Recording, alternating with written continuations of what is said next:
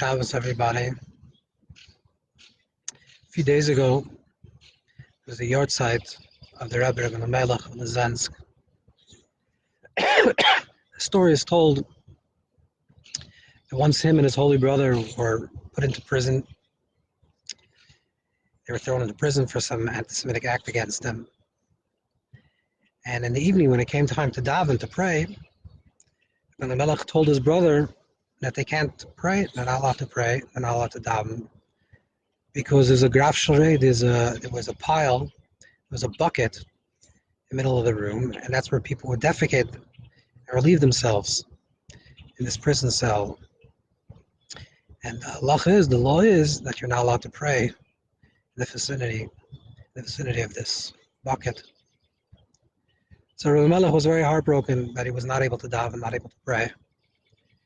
And his brother, Reb Zusha, told him that the same God that told them that they have to daven every day, they should pray every day, and it's a mitzvah and it's a schus to pray and to connect,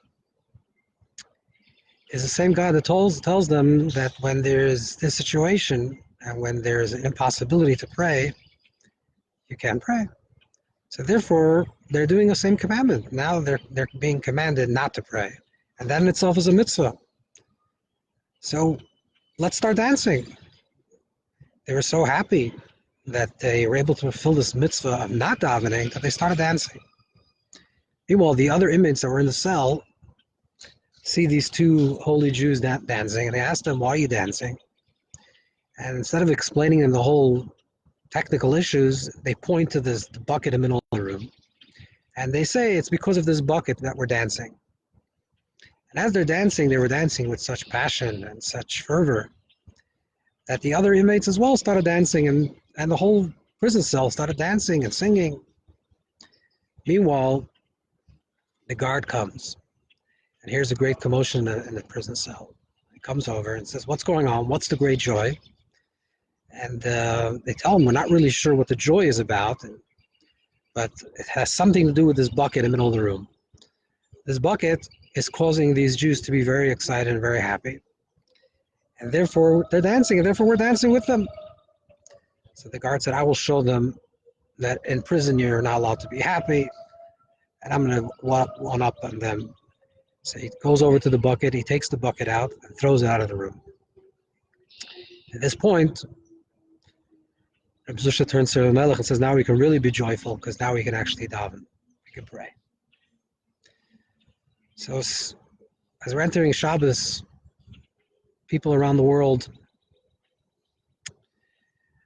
it's a difficult Shabbos for many people because people are not able to pray together, to daven together. Some people are not able to hear the reading of the Torah. But we have to remember that we have to have the same joy that we have throughout the year of praying together, because that's a mitzvah. Now it's the mitzvah not to pray together. And for that itself, you have to be joyful. And like the story is, that sometimes the joy itself, with the joy itself, we break through all the limitations and all the exiles, all the constrictions and limitations.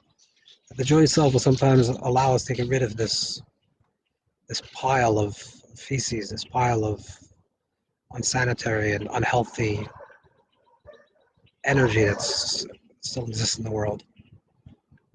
The joy that we experience on Shabbos, that we have to experience every moment, is because this is what the mitzvah is, this is what Hashem's desire is at this moment. And we're fulfilling the Creator's desire by doing exactly what we're told to be doing right this moment, to be alone with ourselves or with our family, to be more introspective, maybe have time to pray a little longer, to daven a little longer, to be with ourselves, to learn a little bit, to be more reflective.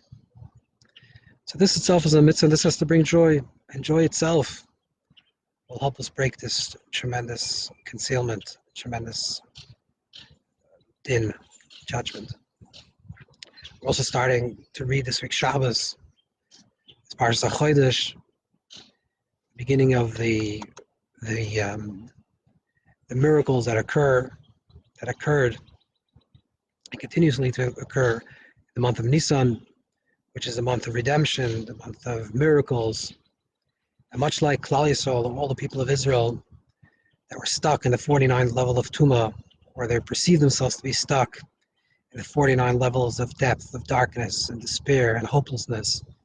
And then in one moment, in the peak of the darkness, the moment of Chatzois Halayla, the midnight, in the peak of full darkness, all of a sudden the light started to appear and the redemption came about. Same thing also, we have to know that despite everything that we do in this world and everything that we have to do in this world, in the physical world, to ensure the safety of ourselves and our family and everyone around us, the entire world really, we have to also understand that Yeshua's Hashem Karifai and the salvation of Hashem's and occurs in a blink of an eye. We cannot despair, we cannot be hopeless. Things can change immediately, and we have to believe in it, and we have to have trust in it. And the more we have emunah and betacha and trust of the Yeshua's Hashem, the salvation of Hashem that will come speedily in Meretz Hashem, very, very soon, Keherifying like the blink of the eye, the salvation of this entire disease, and God willing, the salvation of all disease, and the redemption of all mankind, with the coming of Mashiach, Meher V'Yameinu. Shabbos.